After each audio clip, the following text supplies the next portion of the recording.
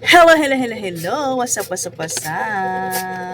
Na-total na ba ang ating monthly sales ng November? Welcome December at sana makabenta tayo ng malaki-laki. Sana talaga, no? I-claim na natin yan. So, ang tanong, madam, kwenta ka ng kwenta dyan. Asa na ba ang benta na yan? Well, syempre wala na sa ating mga kamay.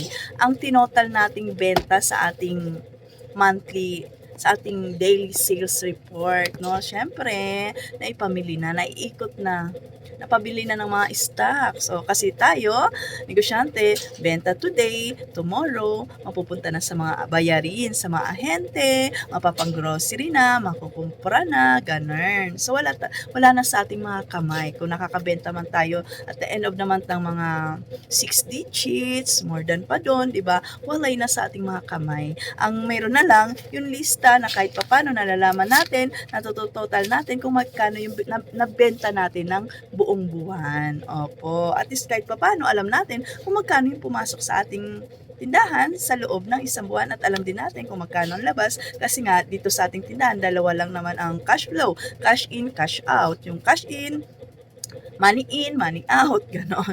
Ginawang Gcash, cash in, cash out. Money in, money out. Money in, yung mga pumapasok, syempre galing sa ating mga customers, yung mga bumibili sa atin, pumapasok sa ating tindahan. At yung mga money out naman, syempre napupunta sa mga grocery, napabayad sa mga ahente, vice versa, ganon lang, money in, maglalabas ng pera, papasok yung pera. Pag naglabas ng pera, may display sa ating tindahan, may papasok na pera. So, ganon lang, no? So, syempre nga, wala na sa ating mga kamay na yon.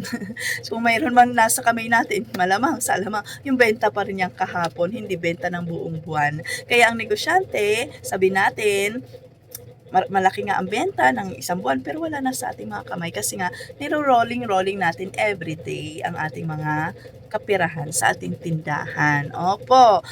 At saka, syempre yung iba, naibayad na rin doon sa mga bills, na ipangkain na, kung talagang ang lahat ng kinukunan natin dito sa ating tindahan. So, ayun, ganun-ganun lang ang cycle ng ating negosyo. Opo, kung times mo kung magkano mga percent dyan, magkano ang tinubo mo, syempre nakadepende pa rin yan kung magkano yung markup mo sa iyong paninda. Kung 10% lang, syempre ang kukunin mo dong tubo lang, kita is yung percent mo lang. Syempre, hindi pa yun ang pinaka-neto kasi nga dali tayong mga expenses. So, huwag na natin pag-usapan yun. Sasakit lang yung loon natin. Ang importante, nakasurvive na naman tayo ng month of October, November, at ngayon December na naman. At sisikapin natin na kahit paano makabenta-benta kasi itong buwan na ito ang pinaka-peak season sa atin. Pero syempre, hindi pa rin lahat sa atin mapupunta dahil nga ang December ay pagbibigayan. Syempre, magbibigay din tayo ng mga giveaways, kung anong pang mga pamasko sa ating mga tumors, sa ating mga mahal sa buhay. So,